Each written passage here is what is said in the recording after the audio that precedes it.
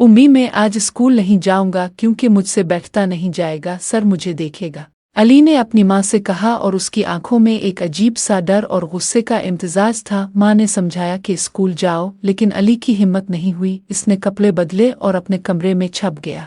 इसकी हर सांस में बेचैनी थी क्योंकि पिछले चंद दिनों से स्कूल में कुछ अजीब हो रहा था। लोग चुपचाप से बातें कर रहे थे और सिर्फ एक ही चेहरा जो इसे देखकर हमेशा मुस्कुराता था, वो मिस्टर रहमान का था, जो नए साइंस टीचर थे। लेकिन उनकी आंखों में कुछ ऐसा था जो अली को गैर महफूज महसूस करवा रहा था। कल ही इसने देखा था कि लैब में एक नोटबुक गायब हो गई और सब के सब हैरान रह गए। अली का दिल तेज तेज धड़क रहा था जब इसने देखा कि लैब की लाइट्स रात के वक्त पलक पलक कर रही है, जैसे कोई इसे बुला रहा हो। इसने सोचा ये सिर्फ इसका ख्याल है, मगर जब इसने अपनी जेब में फ़ोन निकाला तो देखा कि एक अनोनिमस मैसेज आया, तुम कल सब देखोगे जो छुपा हुआ है। अली का हाथ थरथरा गया। वो सोच रहा था कि कौन भेज रहा होगा ये पैगाम और क्यों। अगले दिन स्कूल पहुंचकर अली ने देखा कि लैब का दरवाज़ा खुला हुआ है और अंदर से हल्की सी आवाज़ आ रही है। इसकी तजस्सुस ने इसे रोक नहीं पाया।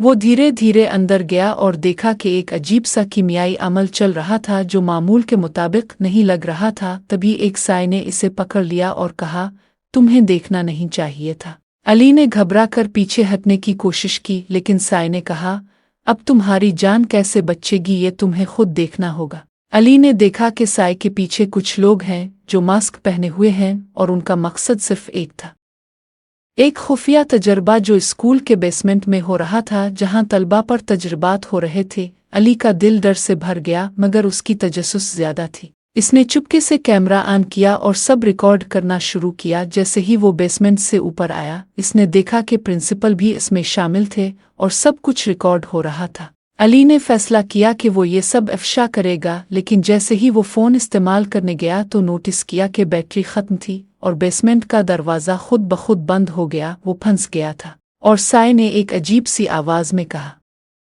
अब तुम्हारे पास दो रास्ते हैं, या तुम शामिल हो जाओ या सब खत्म हो जाएगा।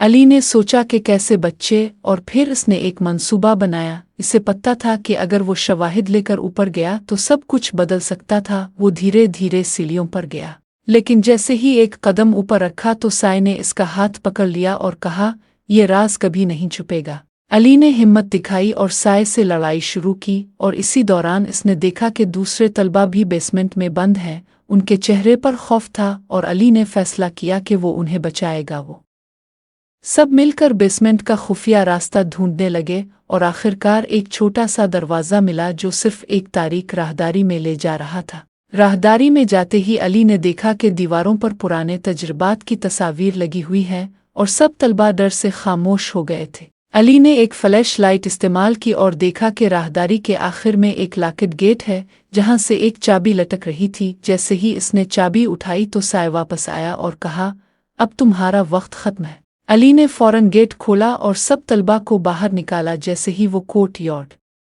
में आए तो देखा कि स्कूल की सिक्योरिटी टीम भी वहां मौजूद थी। अली ने सब शवाहिद पुलिस को दिए और आखिरकार सब अफशा हो गया और सब तलबा की हिफाजत हुई। मगर अली के अंदर एक अजीब सा एहसास था, जैसे ये सब सिर्फ शुरुआत थी, क्योंकि अनोनिमस मैसेजेस अब भी आते रहे और उसके स्कूल लाइफ में एक नई सस्पेंस कहानी शुरू हो गई थी जो कभी ख़त्म ना होने वाली थी।